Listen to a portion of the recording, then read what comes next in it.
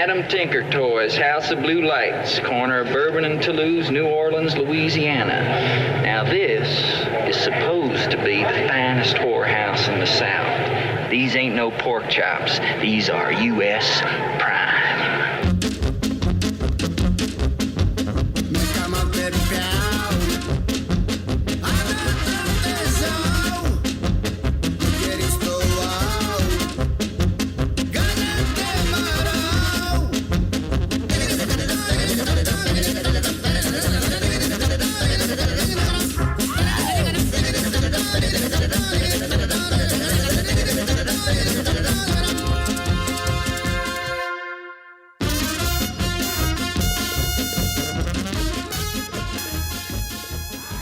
Welcome back to What the Hell Happened to Them? Jack Attacks the Cast. That's right, this season, Jack Nicholson. I am your host, Patrick Skeyhill, and joining me on the line is a man who wants to be Porky Pig, Joe Vekeman. I want to be, or I am? Wow, all right. And we have a special guest this week, notable Pushing Daisy enthusiast, Andrew McUne. What's up, guys? I'm very impressed that you remembered that Pushing Daisies reference, because I don't know when I told you that, but I know it wasn't recently. It was like 3 weeks ago. It was not that long. Oh, was it? I loved Pushing Daisies. Did you really? I love that show. What a great show. Oh, I have both seasons. I met the production audio mixer from that show, who also did this little-known film called Titanic. He's still very involved in the business. Has won an Oscar, and when I met him, I was like, what was it like working on ellipses Pushing Daisies? And he gave me this look like, what? He's like, it was wonderful. Lee Pace is amazing. But he's like, what? No one has ever asked me about Pushing Daisies. That show looked gorgeous, though. It was wonderful. Yeah. Yes, we wanted Andrew McUne on for quite some time. He is a notable audio mixer, or sound designer, I should say. But I'm both of those, but yeah, that's true. But we haven't found the right fit, but he was such a big fan of this week's movie. Joe, what are we doing this week? 1969's Easy Rider. That's right. And what happens in the live-action version of Beavis and Butthead Do America? Oh, so funny. For just a moment, I had worried that you were going to say a completely different film. Yeah. That this was all a rouse for me to watch the wrong movie. And you were just like, oh, yeah, let's watch Robert Altman's Nashville. And I'm like, oh, shoot. Joe would love that. Oh, my. I've already watched that this year. Yeah. I'll watch it again. Yeah, it's not bad. Two bikers head from L.A. to New Orleans through the open country and desert lands. And along the way, they meet a man who bridges the counterculture gap of which they had been unaware. Jack Nicholson is the bridge? Really? I guess he's like some bum lawyer. I forgot to thank our audio maven and producer, Lev Van Rensselaer, keeping us sound so slippery smooth, reminding me to remind you that you can email the cast at whathappenedtothemcast@gmail.com. And our sponsor this week is the debut self-titled album from System of a Clown, the new voice in Circus Core music. System of a Clown. Circus Core? Out on iTunes now. Yeah, have you dabbled in the Circus Core at all, Andrew? You know what that is? I'm not familiar. I did wake up to the song Toxicity this morning, which is not by System of a Clown, but this does feel oddly prescient. I wonder if like ICP is part of this music movement. I'm not sure, though. I'm not hip with the kids. Oh, yeah. You're asking the least hip, certainly. In the room. See like 80 vinyls behind you. You're very hip. None of them are System of a Clown, though, so one it's remains new. deprived. Of course it wouldn't be. I'm advertising it now. Okay. All right. The tagline for this movie is, this year, it's Easy Rider. All right.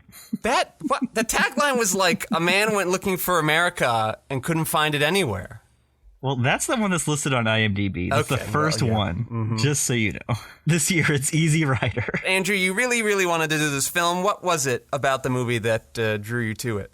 Well, I looked at the entire list of Jack Nicholson's discography, and I didn't care about anything leading up to this. And this one, I was like, okay. Last week we had a musical. We could have had you on and talk about our shared musical experience. You did Head, right? We did Head, yeah. Yeah. No, I could have done that too. Yeah. This was, that joke was 66% banter. Yeah.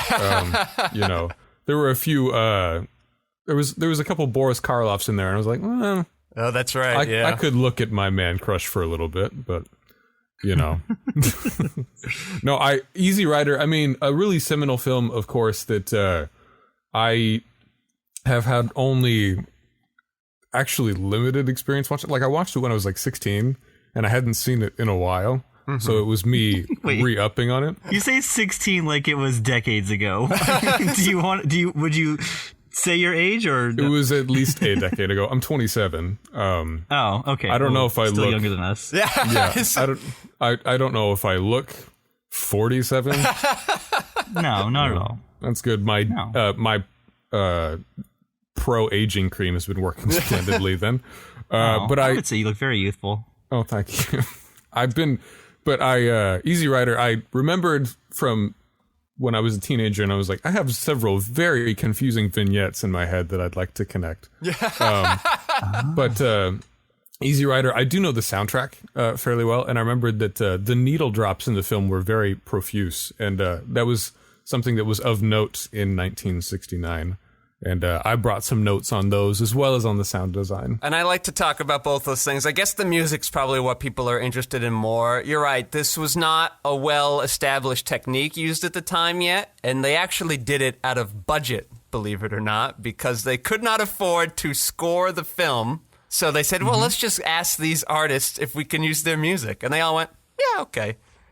They're so nice to have done Except for, oddly enough, Bob Dylan. Who still has some presence in the film, but we can get to that later. They wanted to use his song at the very end for the credits, and he's like, hey, man, why are these guys just dying? Have them go and, like, shoot down the hunters, man, or crash into the truck. When I thought, that's an oddly mainstream take for Bob Dylan. I'm too busy being in that last scene of Inside Llewyn Davis for a second. So the compromise was they'll use a different song very near the end of the film. Yeah, Andrew, tell us about kind of why this music was notable for its time and where it fits into the evolution of popular music. So when I was reading up on the background of this film, I think there's one other film that kind of did this already that was in the modern zeitgeist, and that's probably The Graduate. Yeah, yes. Which came out in 1967. So that film and this film both made conventional use of a lot of rock and pop music that was popular at that moment. And I don't know if The Graduate uses a visual edit that cuts to the music as much as this film does. So like an editing technique that might be different in The Graduate. Graduate, I think, is more conventionally edited, but that doesn't really happen in movies at this point. I'm sure when you were watching The Terror, the mamas and the papas didn't start popping. You know what I mean? Oh man, but what a world! What if though? I mean, yeah, we should have submitted some notes, but sorry. They didn't have time. They had like 4 days to shoot it and then put it into a theater. Like that was all it took. Just really quick, because you just brought up the budget. The budget for this movie was between $360,000 and $400,000. Joe, tell us how much it made. Oh, how much did it make? Yeah. In 1969 dollars, it made $60 million. That's insane. It's a Marvel movie of 1969. It kind of is. That's crazy. Like, I did look it up, and it was close to like $500 million in today money. Yeah. So not Marvel, but like DC. The other thing I just really wanted to quickly add is when Born to Be Wild comes on, I was like, wow, there's not a drop of irony happening right now with this song playing. I was like, this is so exciting. This is not an old dogs movie. No. There's so many movies that have ripped this off, and like finally seeing it, I'm like, wow. All we do is rip off. There's nothing. Well, and there's a good reason to rip this movie off. I know. It's a Paragon film. But there's like, I'm just talking about like shitty comedies from like the 2000s that I remember. Like there's a Starsky and Hutch scene where it's just Owen Wilson and Ben Stiller just like driving down to the take a load off, Fanny. They're just like, they're wearing the get-ups that Dennis Hopper and Peter Fonda are wearing. I'm like, what does this have to do with the rest of the movie? You just the 70s? You're just, it's like Family Guy. We made a reference. That's the joke. We did it. There you go. It's terrible. Yeah. And this movie is just so much more. And I was kind of put off by it because I was like, is it just motorcycle guys like selling drugs? That's all this is. And it's so much more. And yeah. The drug selling's done. early on. It's for the beginning. There is a Venn diagram of old Starsky and Hutch fans and Easy Rider fans that Ben Stiller remake was trying to target. And I will posit to you that it hit that Venn diagram crosshatch beautifully. I bet that scene took like 12 drafts to get to, too. You know, they were working hard on that one. Yeah, that was... Do you know who directed that movie? No. Todd Phillips. Oh, well, of course. Director of Joker. Oh, Mr. Hangover Part 3 himself. Yeah, but Yes. now dude with head up his ass, so he makes his French-titled Joker 2 sequel. It's going to change cinema in America. Folie a deuce. Yeah, that's that. his own Easy Rider. Yeah. He's like, I will do this. I will go to Cannes. It will be Well, he great. already made Taxi Driver King of Comedy. That's all that was. That was the exact quote from Martin Scorsese when he watched it too. He was like, yeah. You just remade my movies. Been there. Thanks. But they're worse. That's why I took my name off this producer credit. So the music in this movie, Andrew, do you want to tell us a little bit about like what that music was doing at the time in America, pop culture, and how it might have gotten there and gotten successful? So, I mean, Steppenwolf is, I guess, the first band that comes to mind because it's the earliest in the film. That band it only existed for 4 or 5 years, but has been replayed in every dive bar and my dad's garage day after day ever since. I think, so 1969, modern and popular radio, I guess Mamas and the Papas, which I referenced earlier, is something that you were getting a lot of. You were getting a lot of Elvises, you were getting a lot of Beatles, you were getting a lot of things that Beatles eventually progress into something that's a bit more prog rock and a bit more experimental, but there's a lot of music that's on the radio that's very forward in its pop music structure, chorus, verse, chorus, verse, chorus, and it's all about I'm going on a date to the soda shop, and nothing interesting will happen to me after I have, been married at the age of 16 or something like that. And I go get a job as an accountant with this picket fence. And I remember being like, this is a really odd subject for a pop song. But they were like, we insist. And I was like, okay, pop music. This music openly references the subjects that are happening in the film, but like my favorite example, I think, actually, of a needle drop in this film is probably the very first one, because The Pusher absolutely slaps. It's so good. It took me off my feet, like, in the very beginning. I like that needle drop more than Born to Be Wild, even after the coagulation of the meta references that I have to get past that I've lived through. It's But Nina Simone's got a good version of Pusher Man too. It is a good one. Yeah, but the references to smoking marijuana and popping pills in the song, the film opens right up and you're like, oh my goodness, we're gonna be doing this. But certainly that counterculture, while I think completely accepted in music now,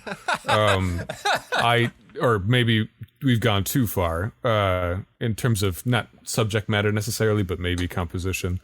That subject matter was pretty transgressive back then, and the fact that they were going to reach into sort of the underbelly of rock music and not so much bluegrass, but rock and roll music, and find the references to openly living rock star lifestyles and putting them into this film. I think that was pretty seminal for this movie.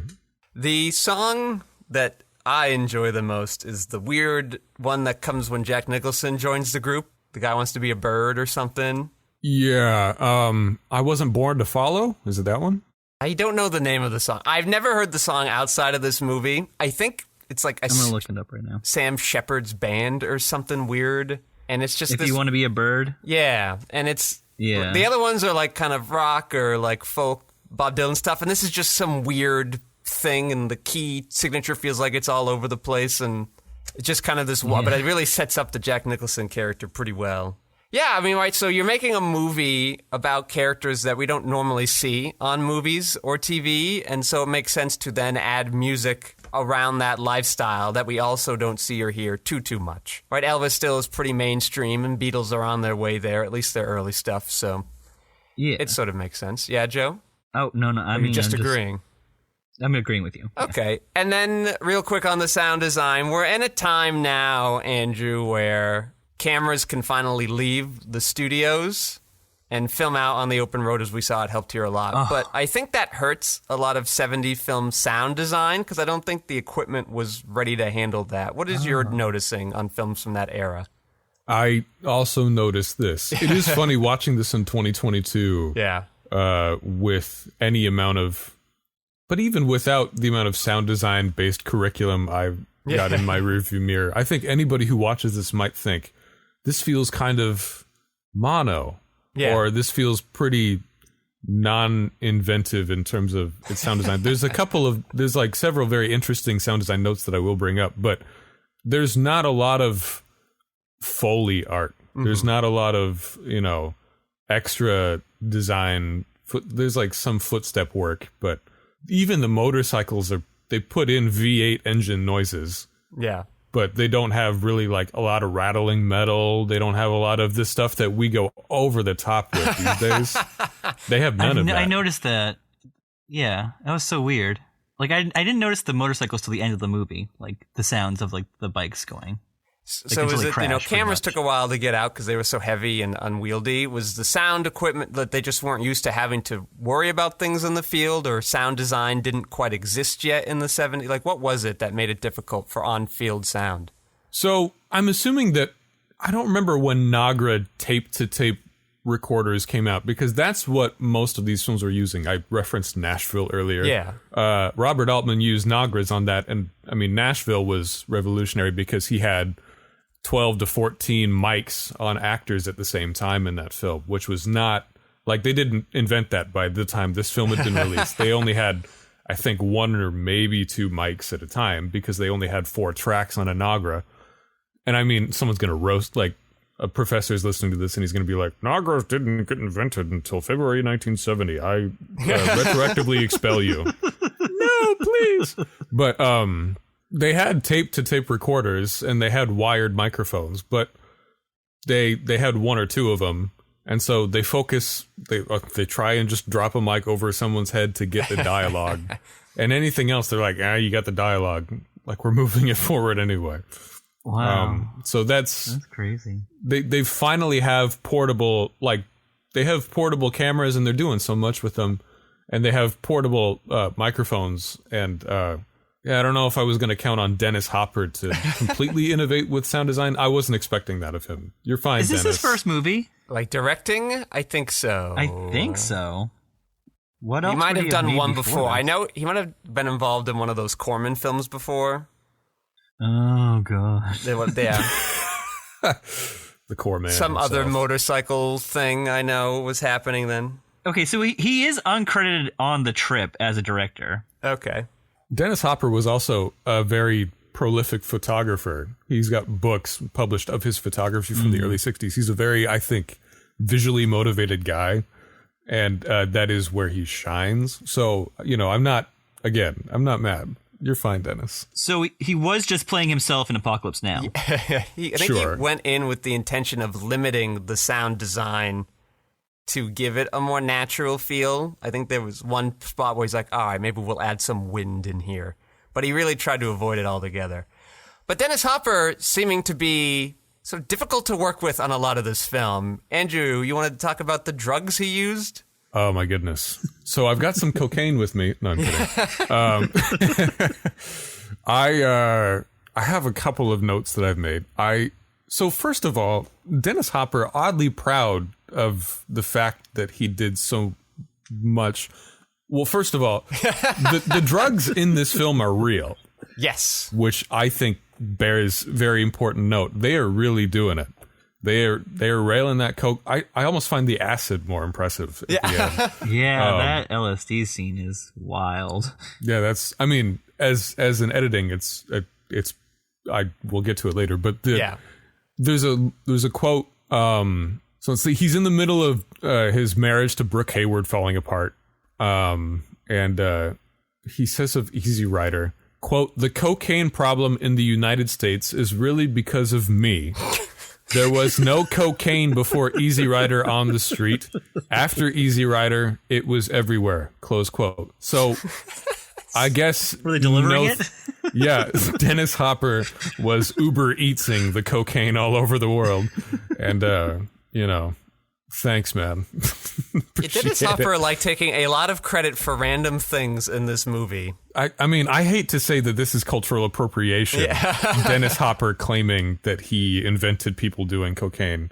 Maybe it's not, but I certainly think that that's someone somewhere has a copyright infringement lawsuit somewhere. He's also very boldly stating that over and over again that I'm the only one who wrote this script. Every word of this was all me. And there were two specifically other people that might have an issue with that. Yeah, he says they're liars, and he wanted to go to Peter Fonda after. So basically, the problem with the movie is it succumbs to the success of it breeds the Laverne and Shirley effect, where a movie gets or a property gets extremely popular extremely quickly. Oh, okay. And so everybody involved in it lets it go to their head. So all of a sudden, Dennis Hopper's going to Peter Fonda. He's like, hey, listen, sign this paperwork saying I was the sole writer of the movie. Peter Fonda's like, you are high, man. And Dennis Hopper says, not the point. Sign the paperwork. Yes, but. Yes, and. And then, they shot that stuff in Louisiana or New Orleans first because Peter Fonda forgot when Mardi Gras was. And they... did not have the 6 weeks they thought to prepare, but in fact a week and a half. And so they had to kind of just rush out there. Yep. Mm-hmm.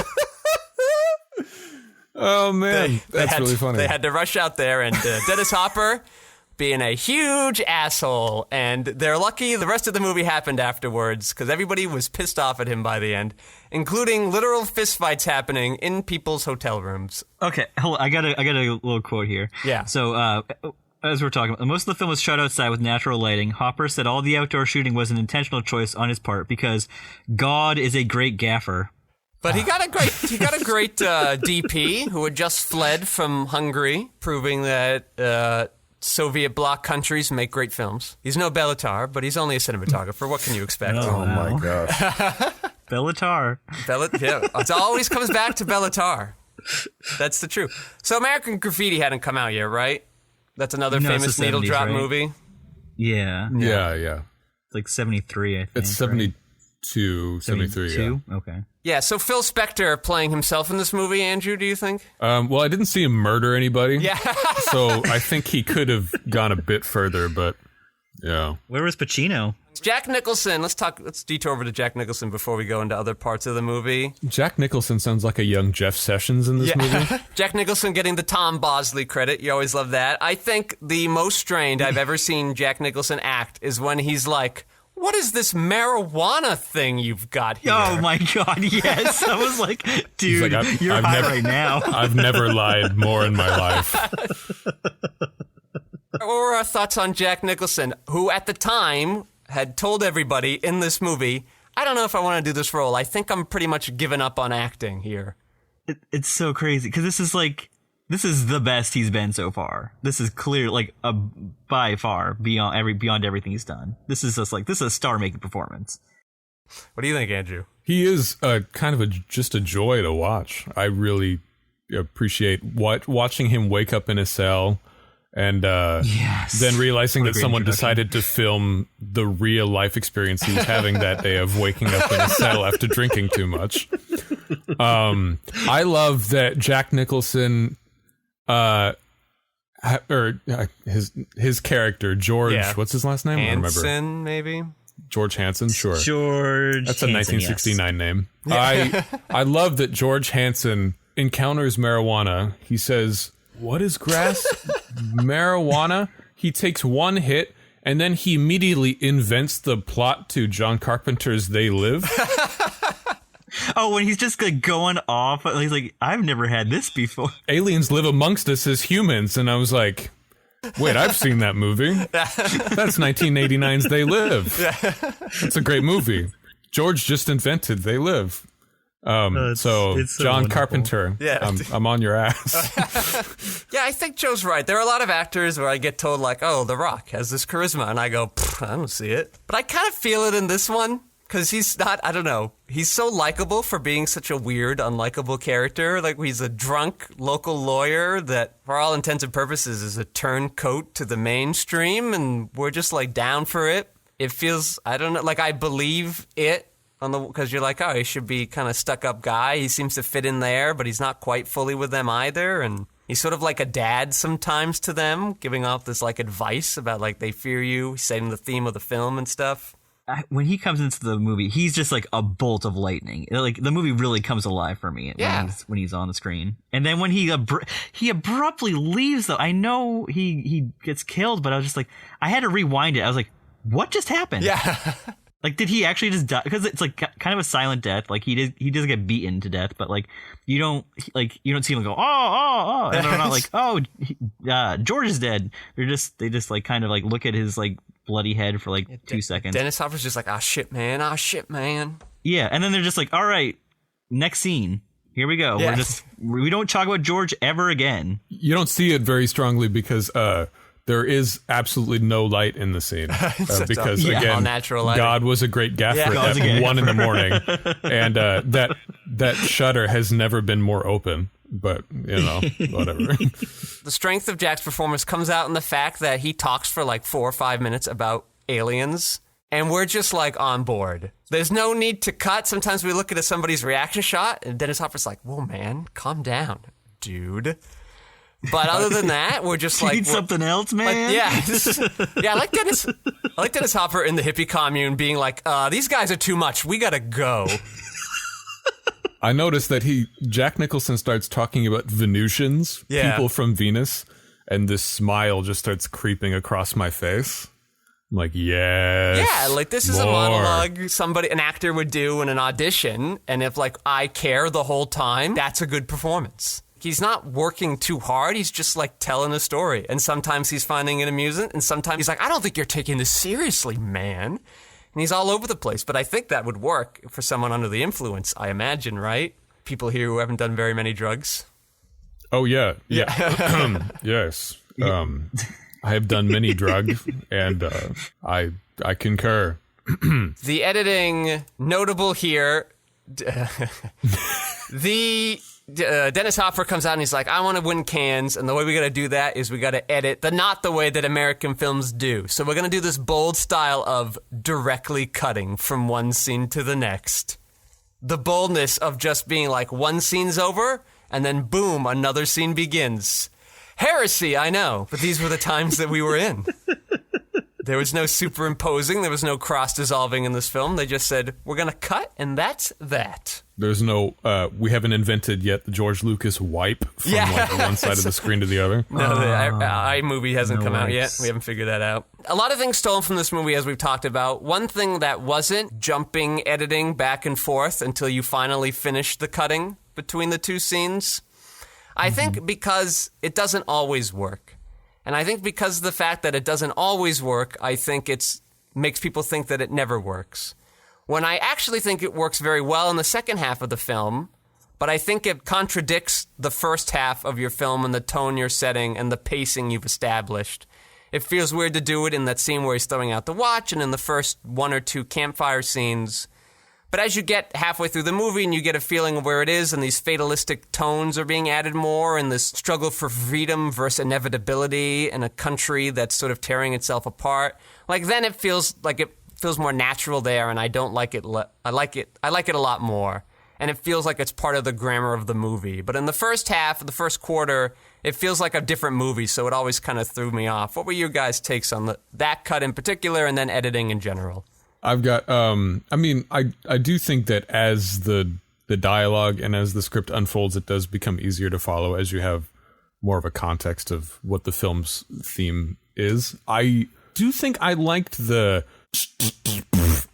kind of, like, it would cut, like, I was going to mention that. 4 or 5 frames. Yeah. Like 3 or 4 times of the next scene, and it would kind of like, you'd sort of stutter into the next scene instead of directly cutting. So there is that sort of, I guess, transitional period. Sometimes it doesn't always do that. Yeah. Whenever it does do that versus doesn't do that, I don't know if I immediately see a rhyme or reason to. but I don't mind it when it does happen. And I kind of thought I would, but I think it works for me. How about you, Joe? I was gonna mention that quick cutting, like those like 3 or 4 frames, but then I was like, was that this movie? 'Cause I watched too many movies like this week especially. But yeah, that I like that a lot. I don't know why they did it, but it was cool. So in the horror house, the House of Blue Flame, he comes across that like tomb that talks about the deeds of a man's life measured at his death, and we get this cut forward to the very end of the movie. So this fatalistic theme is in there, and that one guy and that southern guy being like, oh, they don't make it past the Paris line. Yeah, man, the southerners do not come across very nice in this movie. I have a note here that says Peter Fonda must hate Louisiana. Yeah. That's the only note, or that's the whole note. They do want to hint at this journey could only end one way. So having those types of back and forth cutting towards the end of the movie works fine with me. At the beginning, it just seems to spit in the face of what the movie's trying to set up and feels very out of place there, which is why I bring it up. And even like as the last couple of trips on the bikes too, they do like back cutting where like they move forward a bit and then we cut to like a little earlier and then they like it makes it like it's harder for them to get there. And then there are even some where they have them going in one direction and they reverse it so they're going another and kind of throwing us off and making it feel like it's hard to get there. So the editing in a lot of places is intentional and is doing a good job, but I just feel like that one, a more seasoned director would have the ability to kind of hold off doing it the entire time, is my thought on there. But yeah, Andrew brought up how well the sequences are edited to the music. That's very true. That was them just kind of shooting hundreds of hours of footage and hoping something would work in the edit. Them riding on bikes, like, hey, this is fun. Yeah. So I have several notes about that. Well, first, so Don Camburn is the editor of this film, and also, I guess, supplanted sort of by Dennis Hopper, maybe. Well, it's the other way around. So Dennis Hopper had like a 4-hour movie. Yes, that's right. God. And everybody liked it except for the producer, not the non-Peter Fonda producer, but the only reason he didn't like it was because he was the only one in the theater that was not high. And so he felt the 4 hours and said, we got to make it. And the best Hopper could do was get it to 2.5 hours. And it's like 20-minute motorcycle scene. So this other guy had to come in and make it better. So Don Camburn, he made the interesting decision to edit this film while listening to his record collection, according to the literature that I've read. And he had many of these, if not all of these songs that are in the film in his record collection. He was an intent listener of music in that day. So most of the music choices and sound design choices actually I don't think can be credited to the people that are in the credits, because Don Camburn was listening to Steppenwolf while he was cutting it.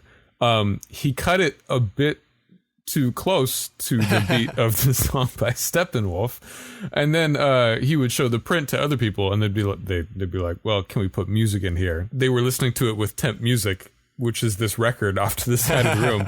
And they're like, I can't really listen to anything else besides this. And so the budget of the film is $360,000 to $390,000, but the music licensing budget of this film is $1 million. Wow. Twice as much as the budget to shoot and record the entire rest of the movie. Because they picked 13 songs that were all somewhat popular. But Don Camburn, you have that to credit. And also, I do think by the 80s or 90s, Dennis Hopper was like, no, that was my idea. Oh, yeah. Again, it wasn't. Loves taking credit for everything he can. He's like, this is my initial intention. And I'm like, yeah, there was only like 2.5 hours of footage between you and that. Yeah. It's basically nil. Yeah.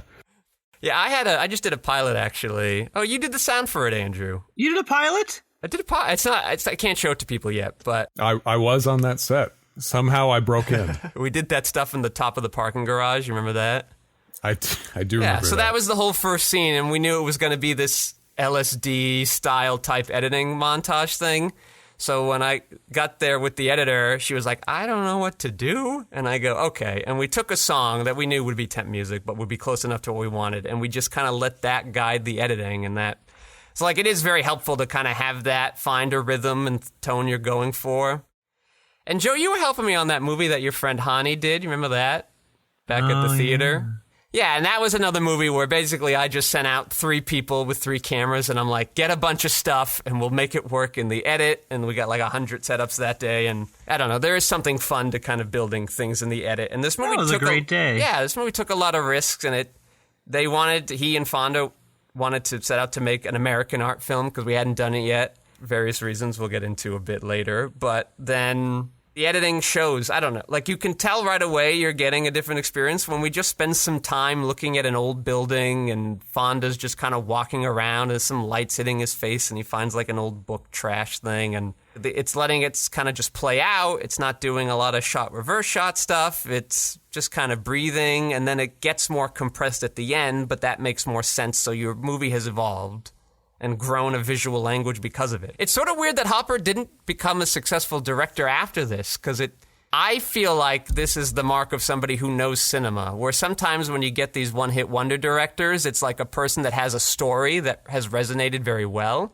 with them, and maybe they've worked on it for 20 years, and then the story's just good. But the story here is good, obviously, but what makes the film really work is that it's using the tools of cinema very effectively. And usually when a director knows how to do that, they can make other films. But perhaps the drugs got in the way, or he needed drugs to make it work, and that became harder and harder to do safely on a set. I'm not sure. He seems like an intense guy. Evidently, the last movie, which is the film he directed after this, the last movie is the one where immediately everybody was like, yeah, get out of my house. It was unfortunate that his movie, the last movie, came out the same time as The Last Picture Show. One, it's not a film you want to go against, and 2, you don't want to sound exactly like the film. Yeah, and Don Camburn edited The Last Picture Show. Editing, very important here. Just a couple of things. Is it weird that Dennis Hopper is, he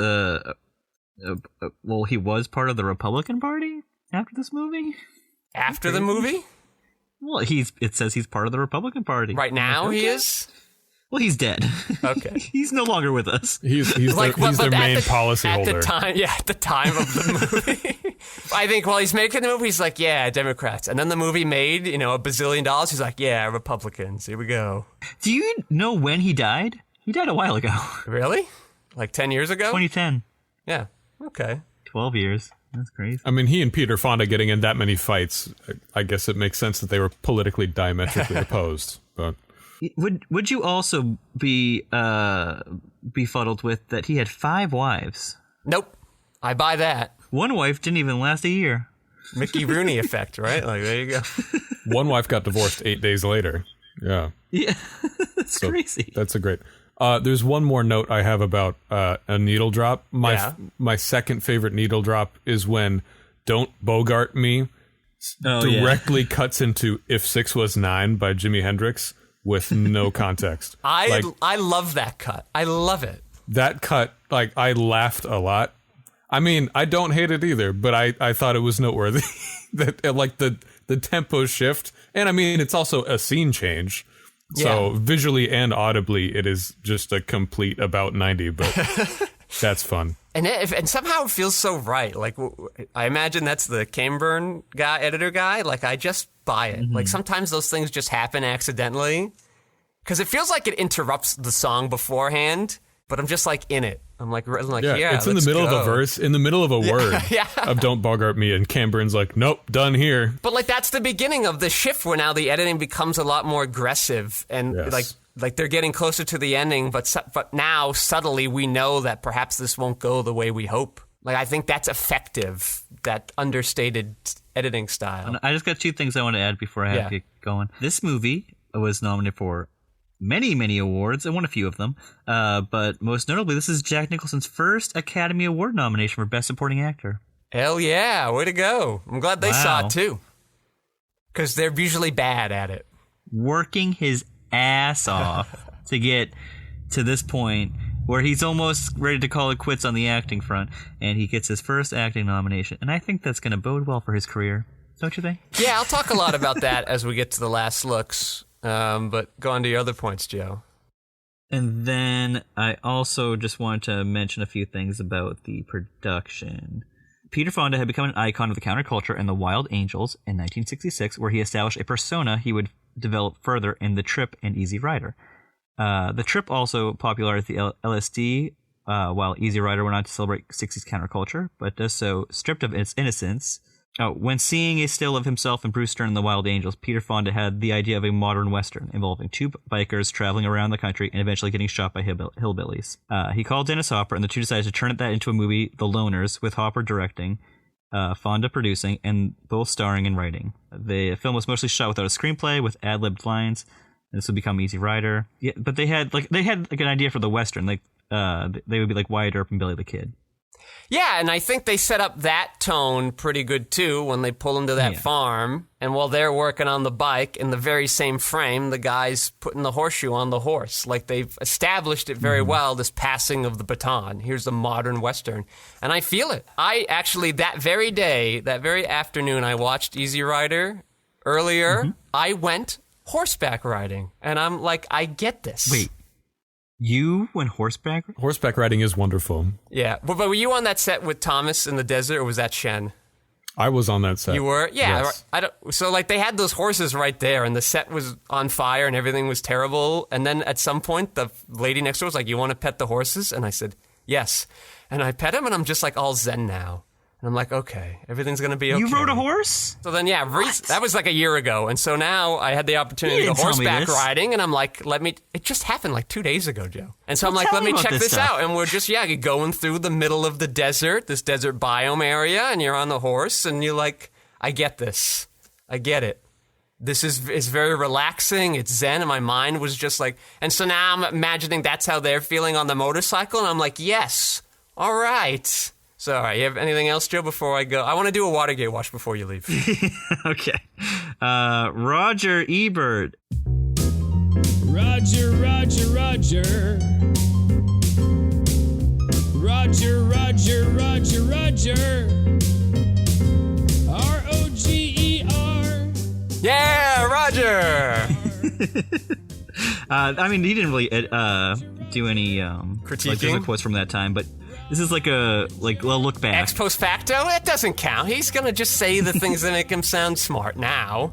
Well, yeah, especially this. He added Easy Rider to his great movies list in 2004. Wow, hot take, Raj. He got around to it eventually. Yeah, he's like, edgy and seminal. Easy Rider encapsulates the dreams, hopes, and hopelessness of 1960s counterculture. Thanks, Raj. Yeah. A couple of decades late on that take. I'm blown away by that. So wise, Roger. Yeah. And just that, did you guys know, in 2012, a sequel to the movie was released titled Easy Rider, The Ride Back. Wow, that must be horrible. No members of the original cast or crew were involved with the film. I also read that, and I read that the director of that film preemptively sued the original production company for this film to make sure that they didn't get the rights back before he made his sequel film. Yep. Oh my god. All right. Well, let's cheer ourselves up with some Watergate watch, eh, team? Watergate, Watergate, oh, Watergate. Watch. So, I picked this one because it was short, and I imagine it wasn't going to give me much, so we didn't have to spend too much time talking about it. But my goodness, we have basically the polar opposite film. We have the laziest directed, least thought put into movie called Mark Felt, the man who took down the president. Oh, you watched or the Liam White Neeson House movie. Or something. Yeah, it's basically the title feels like a TV movie, but it's got Liam Neeson as Mark looks Felt. like a TV movie. Yeah. Liam Neeson is Mark Felt, who's typecast as a man looking for his daughter. In this movie, though, he has a special set of skills, and they all involve bureaucratic paperwork. So it's less exciting. The movie begins with the death of Herbert Hoover. I'm sorry, jeez. Obviously, he'd been dead a while. J. Edgar Hoover. Because it begins when John Dean, who is the shadiest version of John Dean I've ever seen. Who has played John Dean this time? He was like a name I recognized, but I've forgotten it. I'm sorry. I'll look him up. Yeah. Go on. John Mitchell, by the way, just continuing the trend of being some schlubby old guy. John Dean, very sinister. He's like, hey, if we wanted to fire Hoover, how could we do that? And Liam Neeson's like, good luck. He's got dirt on all of you, and he'll bring it all out. So nice try. And then he dies, so they put Pat Gray. John Dean was played by Dexter, Michael C. Hall. Yeah, there it is. Yeah. Mm-hmm. So if you want a sinister guy, that's the way to go. Nice. Ike Barinholtz is in here as just some random FBI guy.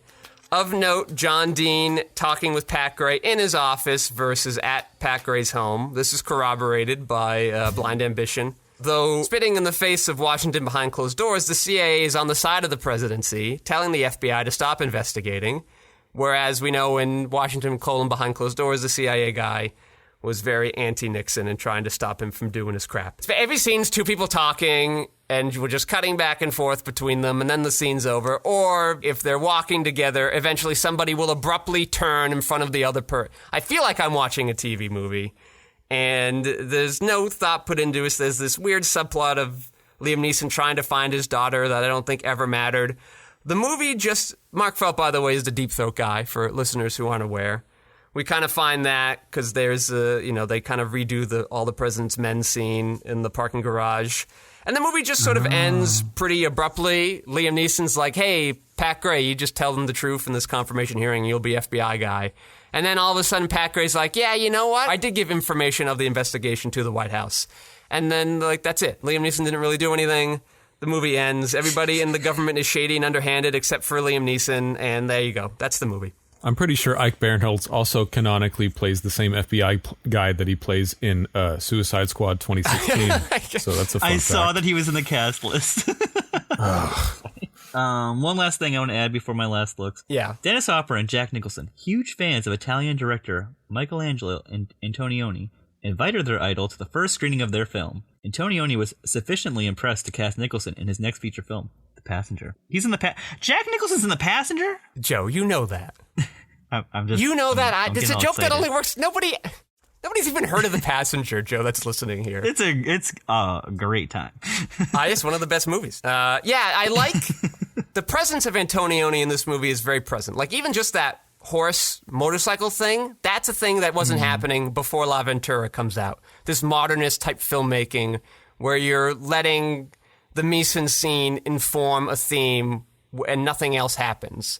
That's a very modernist style approach that Antonioni pioneers in 1960 and changes cinema forever. But we'll get into that when we get to The Passenger. Yeah, the more we go through this, Joe, the more it makes sense Jack Nicholson would do an Antonioni film. You know why? Because he's a well-cultured man. Yeah, despite he really popular opinion.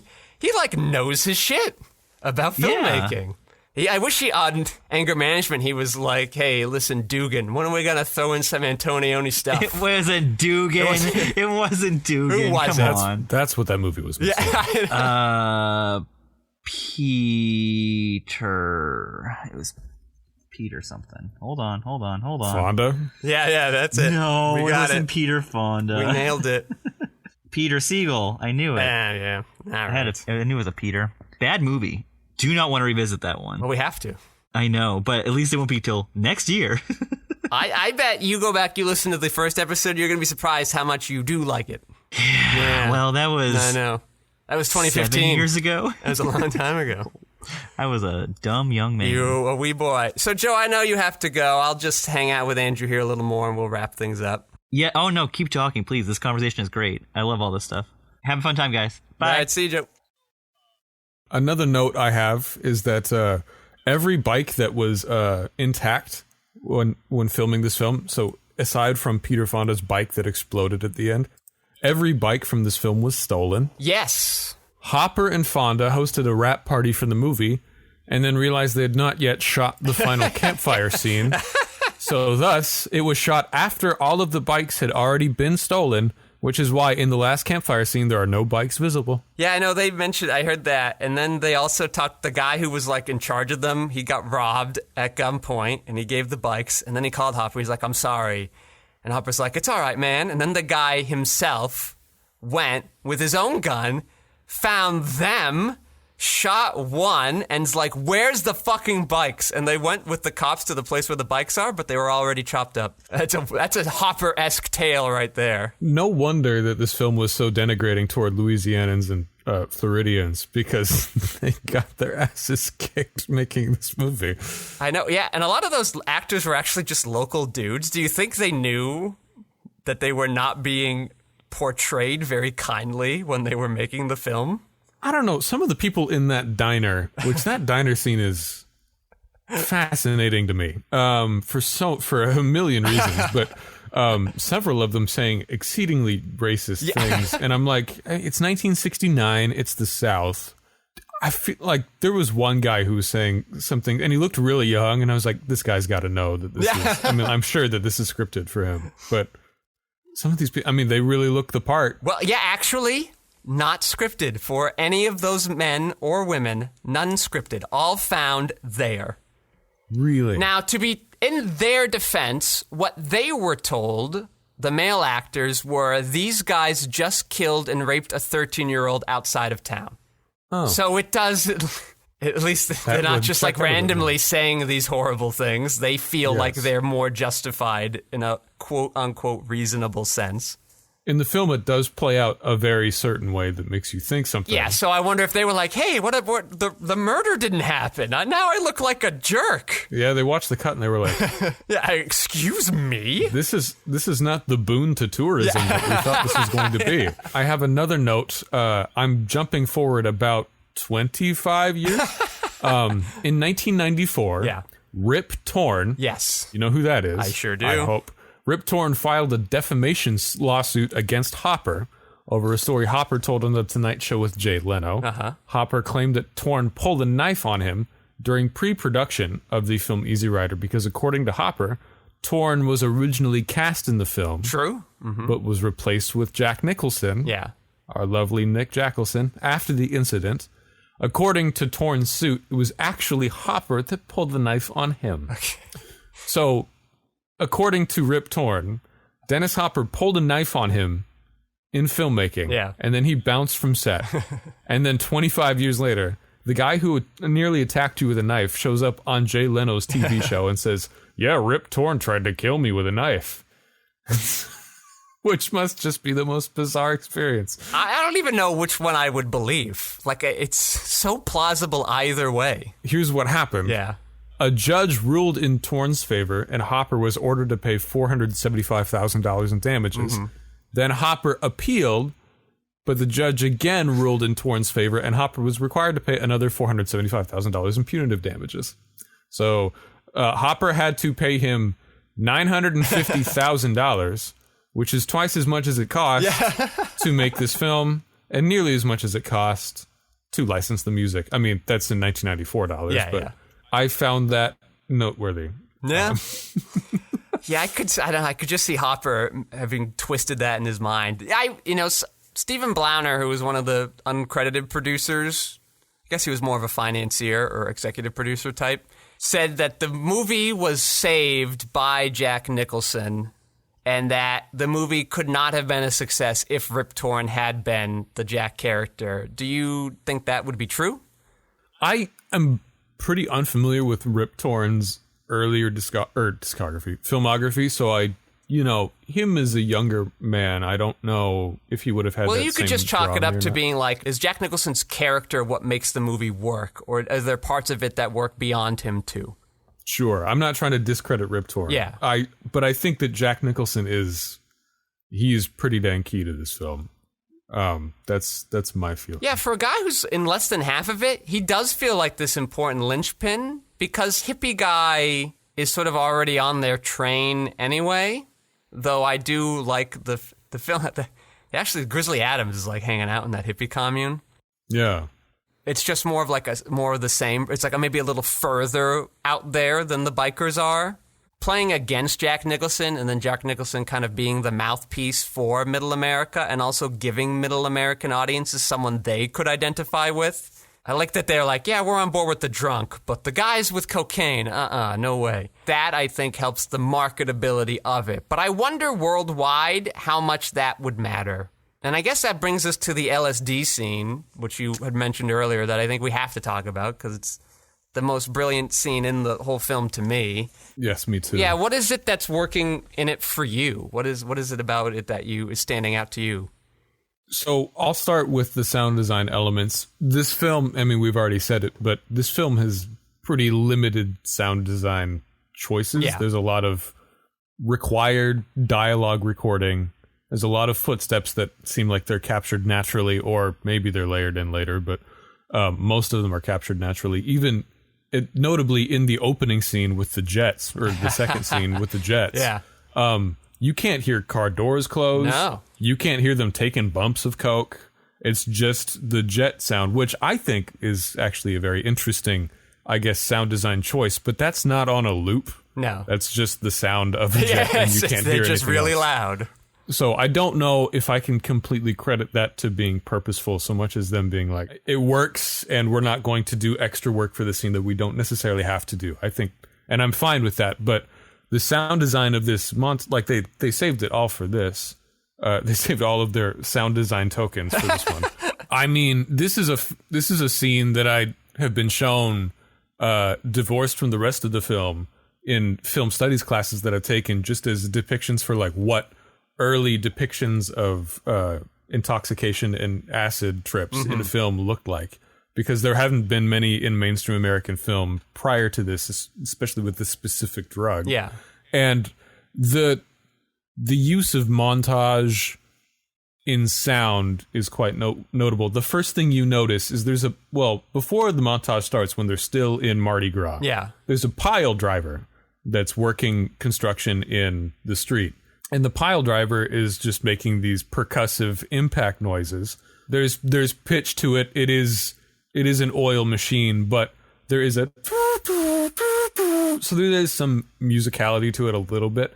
But that is the first object in the film, I think, besides maybe, I guess, the jet at the very beginning. Yeah. That continues into a visual place that it shouldn't, according to your normal dictum. It continues almost all the way through the entire graveyard montage scene. There's a point in which it cuts out toward the end of the second time that they're repeating the Christ, Holy Spirit. Like the book of Luke, Gospel of Luke. Yes. The second time I think they repeat that, it cuts out for a brief moment, and then it starts back up again. So it's playing almost this percussive automotive pile driver is pulsing throughout almost the entire scene, which I find very interesting. It's such a grounded object in the film. It's such a mechanical thing, and yet they turn it into something that is bizarre, and they turn it into something that is the antithesis of grounded. It is recurring, and they're nowhere near it, and they don't know how to make it stop. They keep hearing this thing over and over and over, and they cannot end it, which, I mean, full disclosure, I have not, in fact, done a tab of acid in a graveyard. But I imagine that, according to the actor, director, writers, this is similar to the experience that they had. I mean, visually, it also recurs quite often, but sonically, I find that quite noteworthy. And then the layering of dialogue and the prayer from Luke over and under each other. Visually, that is tied to the audio. Like, you see layers and cuts of the people saying the words in the Bible, as well as Peter Fonda crying against the statue. So that isn't completely untethered audio and video, but the elements of you as an audience member having to decide which conversation thread to listen to. Yeah.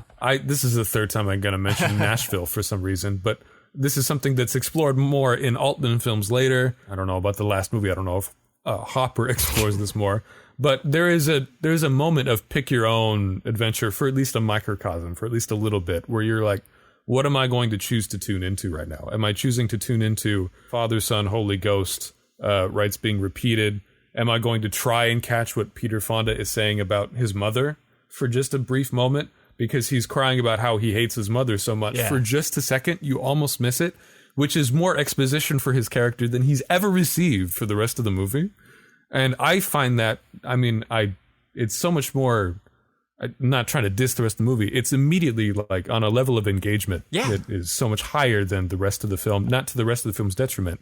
I think to the rest of the film's, eventual credit, but that I find exceedingly compelling. Yeah, this is where the being able to evolve a language and a style over time is a useful skill to have when you're telling a movie. Because by avoiding cuts like these, they draw attention a lot to them, and it does force us to pay attention. by avoiding kind of a sound design quality to your film, when it happens, it's a lot more felt. And a jackhammer is a good one because it's such a lower pitch that it can be a lot more felt than particularly picked out. And so that incessantness you're kind of feeling, and you have this awkward editing, so you're already very uncomfortable. You kind of want to get out of here, but you are also hypnotized too. Not giving us anything on Peter Fonda, and he's just cool guy. And so like for, I don't know, I guess like an hour and 10 minutes, we're like along for the ride. We're having a good time. They're cool, badass American dudes. And then like he's crying to his mother. Like we get hit harder with that because it comes out of nowhere. We're surprised. We do almost miss it. Even if you don't hear him saying it specifically, he's like weeping into the statue. And so you've now changed all of our expectations. We have to pay attention to that. It has to engage us that way. Karen Black is talking about like screaming, I'm dying, and then very quietly, abruptly says, I'm dead. And that's this fatalistic or tension that we've already been setting up through the movie anyway. Between rain and sunshine, the 2 different days they were shooting it and cutting back and forth kind of throws us off and creates this netherworld that we're in. This guy that Fonda's looking at, reading the book, is this a preacher to him? Is this a father figure? Is this some internal reckoning? But then that guy just kind of goes skipping off too. We're constantly subverted in here in our expectations, and that requires us to have to pay attention more. And that's what a great film can do by leading us into that trap, even outside of what this montage is doing in itself. You know, I have a film that came out right before, that I shot right before the pandemic, One Body, that has a similar style to this. And I think back to my undergrad days when I had to edit on film on a Steenbeck and cut it up. And I'm thinking of them having to experiment with this and play with this in a non-digital form. And I go, oh my God, this must have been a nightmare to do. You're taping, you're untaping, you don't know if it's working, you're cutting out a frame here or there. It's just kind of insane that they were able to pull that off in the decade they did with the lack of influences in coming up with this, other than thinking back to times when they were on acid. Yeah, the drugs did not end when the camera stopped rolling. And this was during their ill-fated Mardi Gras shoot too, so everybody was pretty high-strung already, but they pulled it off. It came out pretty good. I noticed that Tony Basil plays an LSD trip quite naturally. Yeah.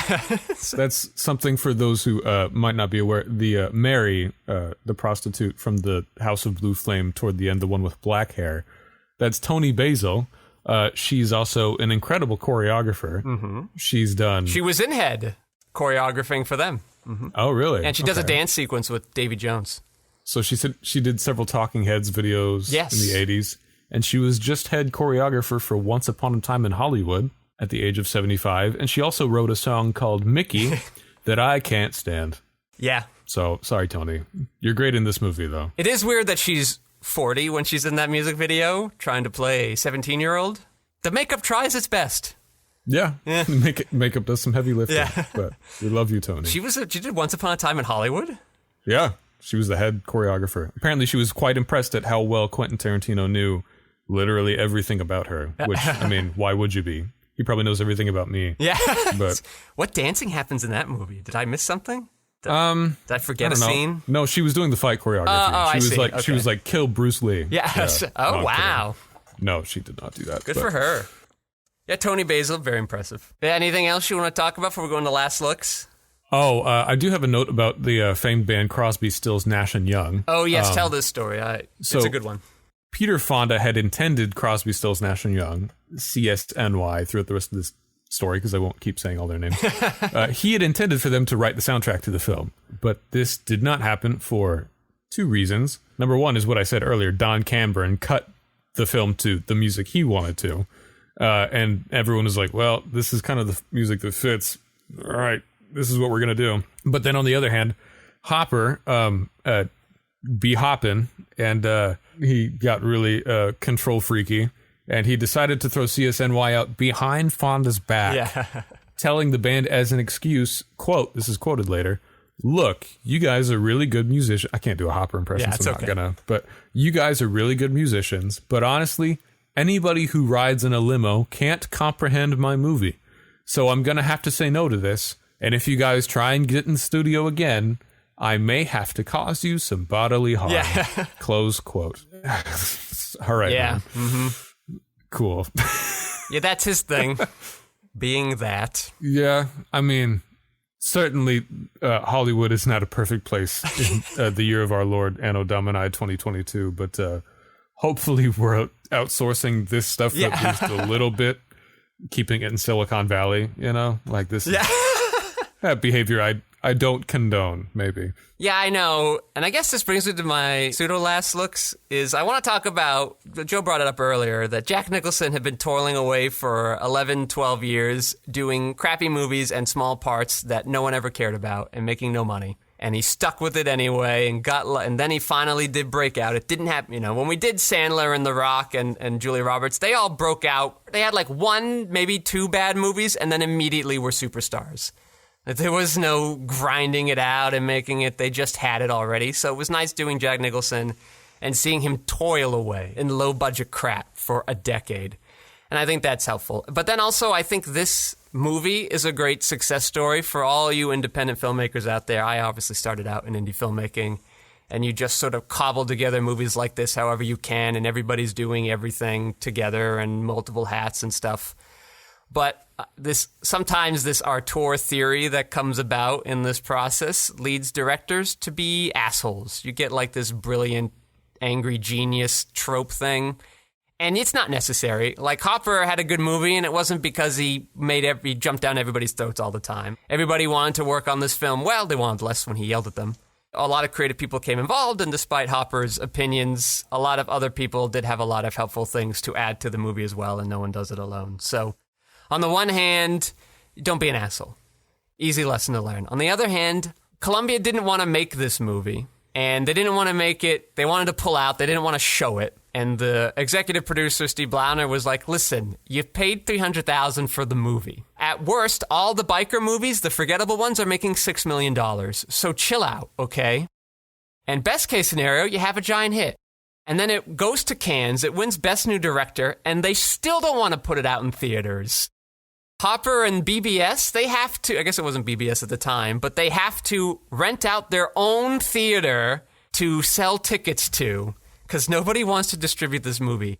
And then the movie played in like France for 5 years straight, and here played gangbusters, and obviously, as we know, made an insane $60 million or whatever Joe said it made. And it was a huge success. And yet we never learned from these stories. And immediately what everybody did was, how do we make this exact same movie, but maybe with more guns? As I'm watching Hollywood, and Batgirl's not a great example, but to think that you couldn't make $70 million back on Batgirl is ridiculous. And you're gonna throw $600 million at Black Adam that's having the same audience scores? Like, what the fuck are we doing here? Why have we learned we've done it time and time again. This is the formula. Why are you being assholes? I mean, I could go on for a whole nother podcast episode about Batgirl. Let it just be known that if nothing else, the thesis we take away from Easy Rider is that Batgirl should have been released. It's like history means nothing to Hollywood other than what's the last giant paycheck we got. Certainly. The lesson that Hollywood tends to learn from this is, how can we Rambo 3 this? Yeah, I know. How do we distill this into a formula and repeat ad nauseum and then are confused why it doesn't do as well?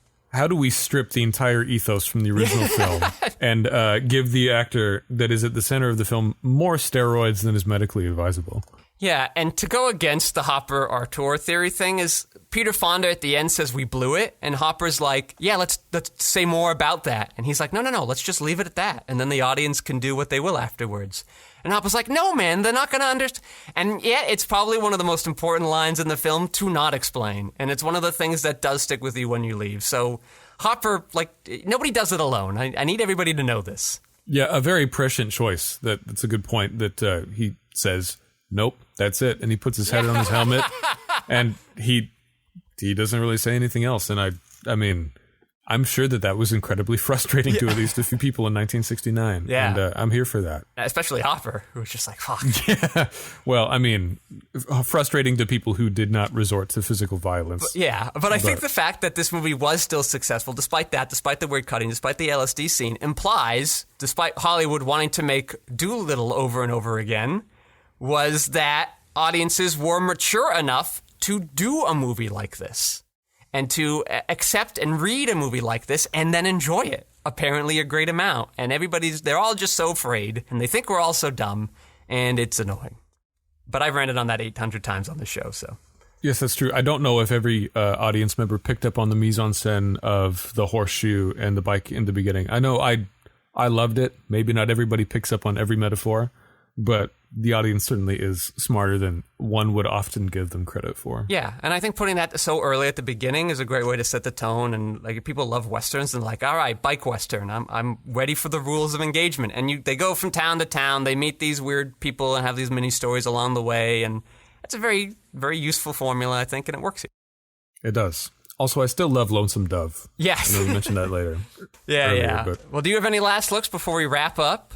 I think I've said most of the notes that I had. I mean, I'm a great appreciator of this movie. I don't think it's a perfect movie. Yeah. I don't know if it's a perfect Western, or if it's a perfect road movie. I don't think that it intends to be. I mean, for all of the ego at the center of the film, I think that it can be viewed without ego, because I don't think that the characters are portrayed as exceedingly self-important, which works to its benefit. Sometimes that does a lot of lifting, because you know who Hopper is, and you know who Peter Fonda is, and you know who Nicholson is. Yeah. But the way they're played, sometimes with silence or quietness on the part of Wyatt, that character, I really like it. It's probably a 4-star film for me. Yeah, I think that's easy. And then I think we can't overstate the importance of this in American independent filmmaking from here on out. And it really opened the doors for a lot of people and gave them inspiration on where to go and how it can be done for cheap. And the types of things you can put into films, I think, was all very helpful. And every small film made today owes a debt to Easy Rider. I'm sure we also owe this debt to Roger Corman. You know what? That's very fair. Roger Corman just showing that movies can be made for no money. And they can sometimes be good. Sometimes. Yeah. This one we had at least like 3 weeks of production compared to his usual like 6. Amazing what you can do when you fit a weekend somewhere in there.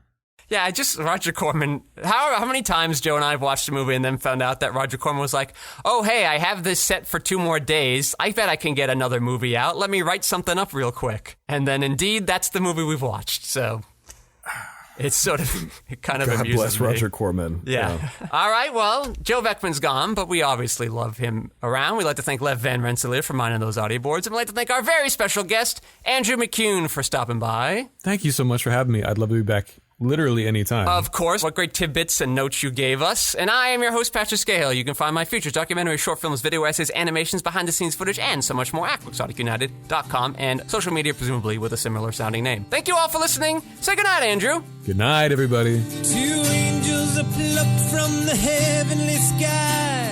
In an instant they're gone, in the blink of an eye. If you listen close, you'll hear cherubs cry. Oh, look away. My head is heavy, their bodies bruised. Was that a very cute baby I saw in your window? That was my baby. Aw. He's almost 3. That's very sweet. He built him himself. Thank you. It's very impressive. I did. He built him himself.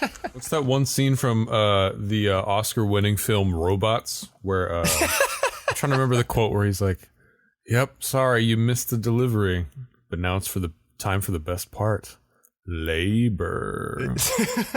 And as a kid, I was like, "That's really disturbing and confusing to me. I don't get that joke." Yeah, that movie I didn't see. Surprise, surprise. Really? I almost wanted to, because Robin Williams and Drew Carey were in it, but then I just didn't do it. They were both, I think, quite good in it, actually. Both, like, Drew Carey was also quite funny. The cast was stacked. Yeah, in that movie. I know. Ewan McGregor, Halle Berry, who played Big Weld? That was someone important. I don't remember who. I do remember the cast being a lot of notables. Oh, Amanda Bynes was in it. Yeah. Remember her? Yeah, she was man. she was Ewan McGregor's sister or something. Yeah. Yeah. She was Drew Carey's sister. Oh, I Drew think, Carey, okay. Actually. She was a robot sister, herself also being coincidentally a robot. So Yeah.